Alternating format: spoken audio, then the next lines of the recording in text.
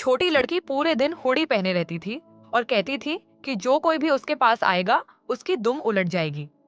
शिक्षक को लड़की की बात पर यकीन नहीं हुआ और उसने छोटी लड़की को जोर से चुटकी काटी। नतीजतन वह स्कूल के बाद एक खाई में गिर गई। यह खबर पूरे स्कूल में फैल गई और वह छोटी लड़की स्कूल की सबसे सुंदर लड़की बन गई। उसका नाम याली था।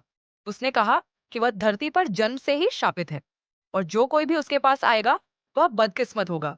उसकी माँ ने उसे छुआ और वह वहीं मर गई। उसके पिता उसे हर जगह डॉक्टरों के पास ले गए, लेकिन दुर्भाग्य से अंत में उनकी भी मृत्यु हो गई। दुर्भाग्यवश मेरी दादी का भी याली के संपर्क में आने के कारण उसी दिन निधन हो गया। अंततः उसे एक भिक्षु ने गोद ले लिया और जल्द ही वह स्कूल जाने की उम्र में पहुंच गई। उसने एक पीला रेनकोट पहन लिया ताकि कोई भी उसके पास जाने की हिम्मत न करे। जब उसने यह सब अपने सहपाठियों को बताया तो वे सभी डर गए, सिवाय एक लड़के के जो उससे नहीं डरता था। लड़के का नाम कियांग था और वह उसका सहपाठी था। उसे हमेशा लगता था कि कियांग बकवास कर रही है और उसे उसके मंत्रों पर विश्वास नहीं था। नतीजतन वह स्कूल के बाद एक खाई में गिर गया और याली का एकमात्र दोस्त बन गया। दोनों दिन भर साथ साथ खेलते रहे। अचानक तेज बारिश शुरू हो गई और कई बार कोशिश करने के बाद भी उन्हें कोई सीट नहीं मिली। वे बारिश में छिप गए। ठंड बहुत ज्यादा थी, इसीलिए वे एक दूसरे से सटकर बैठ गए। अगले दिन कियांग को खसरा हो गया। सहपाठियों ने बताया कि उन्होंने याली को कक्षा में देखा था। तब से वह कभी स्कूल नहीं लौटा। कियांग अपने माता पिता के साथ शहर जाने वाला था। उसने शाम को अपने सीटी स्कैन वाले एक बॉक्स के साथ पाया। पलक झपकते ही 10 वर्ष बीत गए और कियांग पुनः उस छोटी लड़की के घर लौट आया।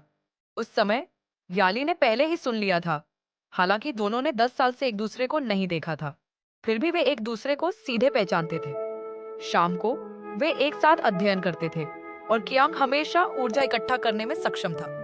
वे एक साथ फर्श पहुंचते थे, एक साथ खेल खेलते थे और हमेशा एक दूसरे का ख्याल रखते थे। याली को बढ़िया शराब की 3 बोतलें मिली और दोनों ने शराब पी और अपने निजी मामलों पर बातचीत की। कियांग ने कहा, मैं पलट सकता था, लेकिन वह पहले ही सो चुका था। याली ने कहा कि उसे सुशी खाने का बहुत मन था, लेकिन दूरदराज के पहाड़ों में कोई इसे नहीं बेचता था और वह भविष्य में एक बैंकर से शादी करना चाहती है ताकि उसके पास अंतरिक्ष यान खरीदने और यहाँ से जाने के लिए पैसे हों। ये सुनकर वह मुस्कुराया। रात में उसने एक रात की शिफ्ट के लिए शहर के लिए बस ली और अपने पिता को हेलो किया, क्योंकि उसके पिता एक सुशी रेस्तरां चलाते थे।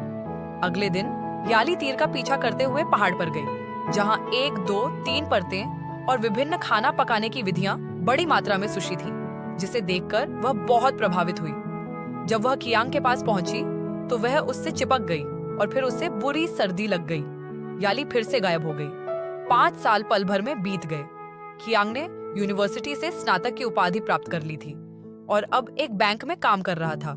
हालांकि उसने एक निजी जासूस को काम पर रखा था, फिर भी वह याली का पता लगाने में असमर्थ था। याली उस बैंक में आई जहां कियांग काम करता था। याली को फिर से जाने से रोकने के लिए कियांग ने उसे एक स्टूल से बांध दिया। जब वे काम से छुट्टी लेकर सड़क पर चल रहे थे तो याली ने उससे पूछा कि वह बैंक में क्यों काम करता है। क्या तुमने नहीं कहा था कि तुम एक बैंकर से शादी करना चाहती हो और तुम्हें अंतरिक्ष यान खरीदने के लिए बहुत सारे पैसे चाहिए? हालांकि मैं अब एक छोटा सा कर्मचारी हूँ, लेकिन मैं कड़ी मेहनत कर रहा हूँ। जब वे दोनों साथ में खाना खा रहे थे तो कियांग ने याली से पूछा कि वह कहाँ थी। याली ने कहा कि नासा ने उनका अपहरण कर लिया था, क्योंकि वह एक एलियन थी और संयुक्त राज्य अमेरिका उनका इस्तेमाल यूएफओ का पता लगाने के लिए करना चाहता था। उस पर विश्वास करने के बजाय वह बहुत क्रोधित हो गया और अपने हाथ में बेसबॉल का बल्ला घुमाता रहा। जब तक याली ने यह नहीं कहा कि उसे भूख लगी है, तब तक कियांग का दिल नरम नहीं हुआ। दोनों अपने पिता के रेस्तरां में सुशी खाने आए थे। याली एक निवाला खाकर बहुत संतुष्ट हो गई, लेकिन कियांग के पिता शौचालय जाने के बाद कभी हाथ नहीं धोते। सौभाग्य से वह सिर्फ मजाक कर रहा था, लेकिन इससे याली डर गई। याली ने इस बारे में बात करना जारी रखा कि कैसे एलियंस और स्पेसशिप डैड बहुत सहयोगी थे। कियांग याली के साथ एक असली डेट करना चाहता था, पहले मूवी देखने जाना और फिर खाना खाना, और फिर याली ने अचानक अलविदा कह दिया, ये कहते हुए कि वह कल संयुक्त राज्य अमेरिका जा रही है। कियांग गुस्से से भागा और याली से मुस्कुराते हुए कहा कि वह वहां से न जाए। इस बार कियांग ने उसे हवाई अड्डे पर भेजा। याली ने उसे सिर्फ पीली लाइन तक जाने दिया और उसे लाइन पार करने की इजाजत नहीं दी। फिर याली बिना पीछे देखे चली गई। कियांग को फिर से उसकी याद आने लगी। न सिर्फ उसे काम से छुट्टी मिलने की याद आती, बल्कि उसे घर जाने के लिए मेट्रो भी याद आती। एक दिन एक सहकर्मी प्रसव के लिए अस्पताल गया और उसने कियांग से उसे देखभाल करने में मदद करने के लिए आने को कहा।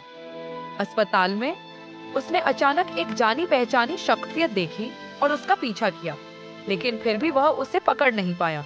उसे लगा कि वह चकित हो गया है और फिर उसने देखा कि छोटे लड़के के हाथ में वह चीज थी जो उसने उस साल याली को दी थी। वह डॉक्टर से पूछने गया कि क्या हो रहा है। वह कुछ भी कहना नहीं चाहता था। वह बाजार में पेट्रोल का एक बर्तन लेकर आया। उस आदमी ने पेट्रोल का बर्तन अपने शरीर पर रखा, फिर अपने हाथ में लाइटर जलाया। उसने भिक्षु को मजबूर किया कि वह उसे बताए कि क्या हो रहा है।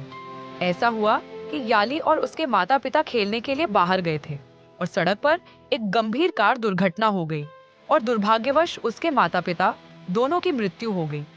जब अस्पताल याली को बचाने की कोशिश कर रहा था, तो गलती से वह एड्स से संक्रमित हो गई।